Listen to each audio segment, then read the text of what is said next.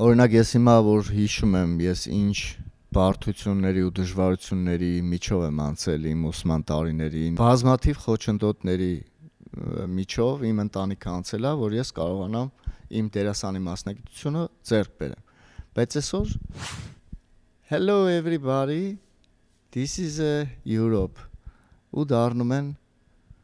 բլոգեր, վատով չեմ ասում։ Ժամանակները փոխվել է,